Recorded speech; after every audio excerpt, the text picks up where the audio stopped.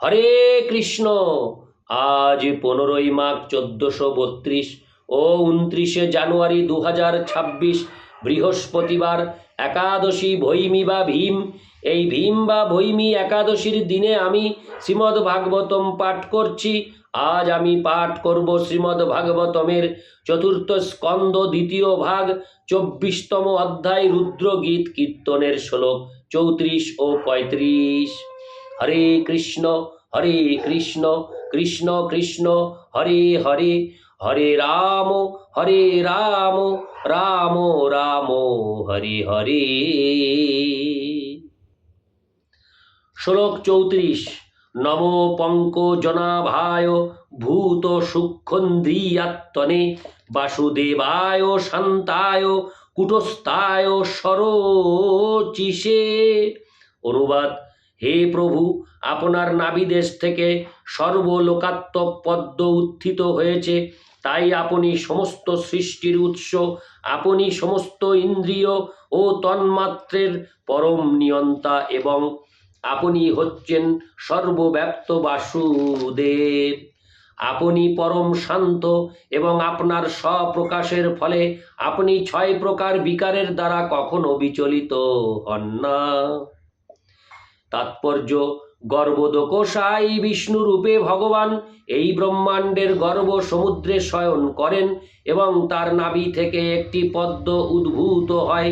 সেই পদ্ম থেকে ব্রহ্মার উৎপত্তি হয় এবং ব্রহ্মা থেকে জড় জাগতিক সৃষ্টি শুরু হয়।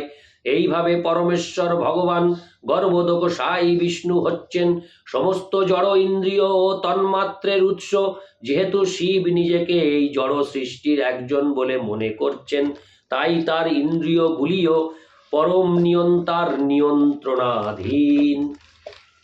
ঋষিকেশ বা ইন্দ্রিয়ের ঈশ্বর নামেও পরমেশ্বর ভগবান পরিচিত, যা ইঙ্গিত করে যে আমাদের ইন্দ্রিয় ও ইন্দ্রিয়ের বিষয়গুলি ভগবানেরই সৃষ্টি। অতএব তিনি আমাদের ইন্দ্রিয়গুলি নিয়ন্ত্রণ করতে পারেন এবং তার কৃপার প্রভাবে ইন্দ্রিয়ের অধীশ্বরের সেবায় সেগুলি নিযুক্ত করতে পারেন। বদ্ধ অবস্থায় জীব জড় সুখ ভোগের চেষ্টায় তার ইন্দ্রিয়গুলিকে যুক্ত করে এই জড় জগতে সংগ্রাম করে, কিন্তু জীব যদি ভগবানের কৃপা প্রাপ্ত হয় তখন সে সেই ইন্দ্রিয়গুলিকে ভগবানের সেবায় যুক্ত করতে পারে। শিব বাসনা করেছেন যে তিনি যেন জড় জগতের কলুষের দ্বারা প্রভাবিত হয়ে জড় ইন্দ্রিয় সুখ ভোগের চেষ্টায় বিপদগামী না হন। পক্ষান্তরে তিনি যেন সর্বদা তার ইন্দ্রিয়গুলিকে ভগবানের সেবায় যুক্ত করতে পারেন।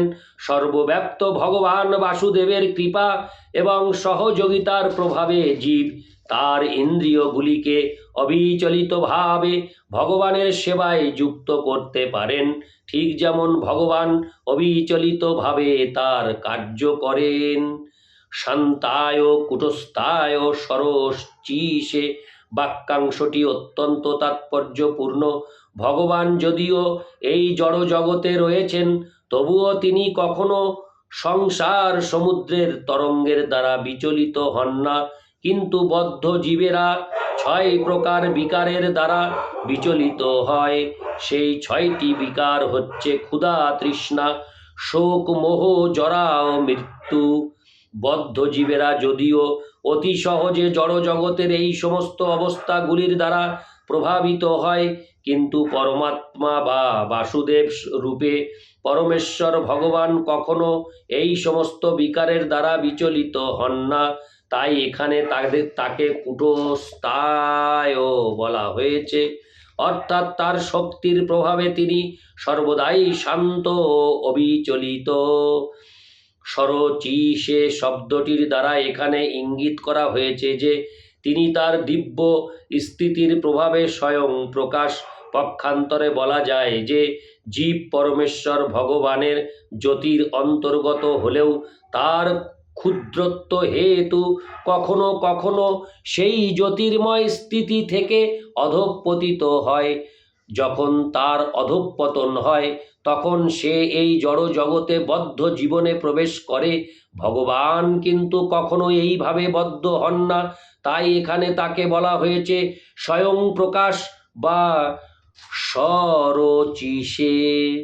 তাই এই জড় ব্রহ্মাণ্ডের বদ্ধ জীব যখন বাসুদেবের আশ্রয়ে থাকে অথবা ভগবদ ভক্তিতে যুক্ত থাকে, তখন সে সম্পূর্ণ রূপে পূর্ণতা প্রাপ্ত হতে পারে। ইতি শ্লোক 34। শ্লোক 35।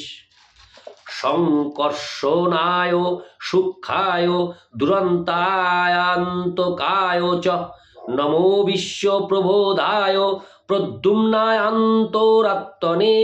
অনুবাদ: হে ভগবান, আপনি সূক্ষ্ম তত্ত্বের উৎস, সমস্ত জড় উপাদানের অধিষ্ঠাতা এবং সংহারকর্তা। আপনি অহংকারের অধিষ্ঠাতা সংকর্ষণ এবং বুদ্ধির অধিষ্ঠাতা প্রদ্যুম্ন। তাই আমি আপনাকে আমার সশ্রদ্ধ প্রণতি নিবেদন করি। তাৎপর্য: সমগ্র ব্রহ্মাণ্ড সংকর্ষণের পূর্ণ শক্তির দ্বারা প্রতিপালিত হচ্ছে। জড় বৈজ্ঞানিকেরা মাধ্যাকর্ষণ শক্তির নিয়ম আবিষ্কার করে থাকতে পারে, যা এই জড় জগতের সমস্ত বস্তুর গঠন ও পালন করছে, কিন্তু তবুও সেই সমস্ত উপাদানের অধিষ্ঠাতা ও স্রষ্টা তার মুখাগ্নির দ্বারা সব কিছু ধ্বংস করে ফেলতে পারেন।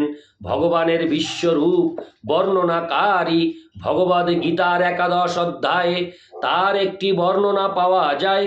সমস্ত উপাদানের অধিষ্ঠাতা তার সংহারকারী শক্তির দ্বারা এই জগতের সংহারক।